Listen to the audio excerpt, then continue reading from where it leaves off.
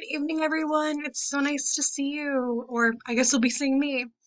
I just want to take a couple minutes and go over some really common writing mistakes that I'm seeing in a lot of your essays. I know tomorrow we're going to be kind of spending a couple minutes in class reviewing before we go down to the Writing Center.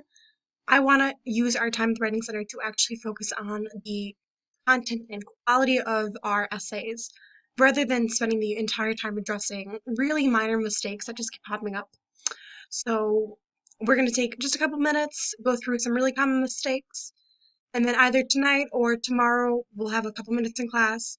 You're going to watch this video and then just go through your essay and correct any mistakes that you notice in your own essay that appear in this video.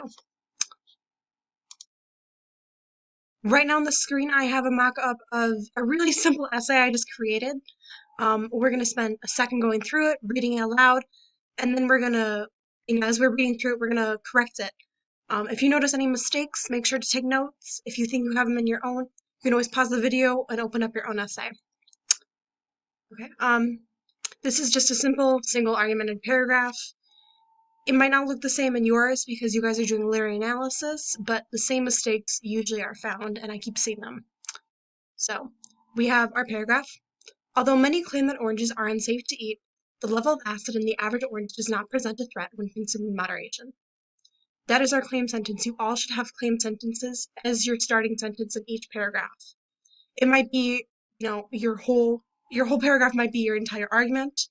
That was certainly the case in some of our earlier papers this semester. But now this is what your paper should be looking like in every paragraph, where every beginning and opening sentence of your paragraph, this is going to be the single point that you address in that paragraph. So it should just be one point. According to Fruit Expert, I'm a pear. We can already see one mistake. We're going to add a comma right there because I'm a pear is an interjection. She is the author of Eating Good Food. According to MLA standards for eating good food, which is the title of the book, we want to make sure we italicize it. This indicates that it's an outside source, one that has data that you've not collected personally, and it's something that if the author or if you or the reader needs to go and fact check, they can find the book. Okay. The amount of acid in 3 oranges is still not equal to that found in a yellow lemon. This would be now, depending on how you're including your data, this is either going to be all one part of a single quote, or it's going to be part of, you're going to have like your own sentence and then you're going to include the data. In this case, we are not going to underline it because that is not MLA standards. We are actually going to include in quotes. So I'm going to put a quote there.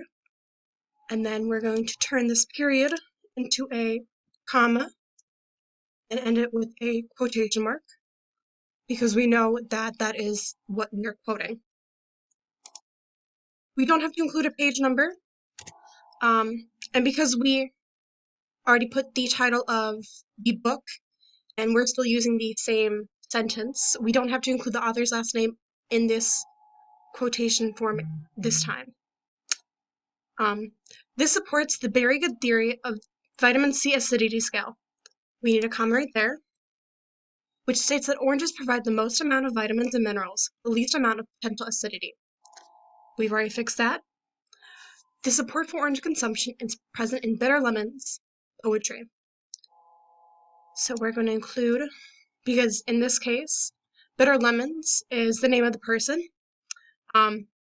So we're going to add a little mark after the S because the S is part of it. And then when you have an S at the end of whatever you're claiming ownership of, you need to put it after the S. If it doesn't have an S, it goes between the last letter and the S.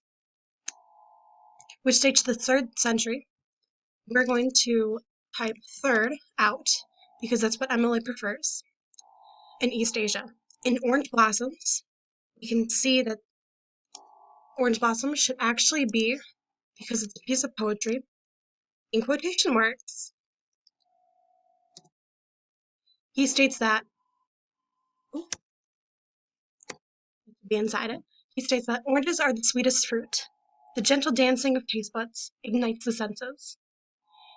I know that some of you are including poetry in your overall essay, so this is how you should be doing it. Slash indicates that it's a new line. If you have more than 4 lines, you need to include it within the paragraph as a micro paragraph. If it's less than 3 lines, you can keep it within the larger paragraph. We see here that we have the correct one, where you have a comma and then quotation marks, and then you quote the author. And then we go on to, this supports the natural acidity of the orange. It's a tradition that's lasted thousands of years and provides evidence that eating oranges poses few risks. That is your warrant. After every piece of data, you should have a warrant that explains why you're including the data and how this contributes to your overall argument. You guys are doing pretty good with that. And then you would either go on to include more data or expand on your warrants. In this case, we're just going to end it because this is just an example paragraph. The concerns that people have about damages to an apple is an over-exaggeration as long as oranges are part of a balanced diet. So again, your conclusion sentence, it should go back to your original claim for the paragraph, where it restates the idea and it kind of wraps up everything in a nice quick little blurb. So if you have to do a really quick reading, you look at the first and you look at the last. That addresses everything in this micro lecture. See you guys tomorrow. Bye!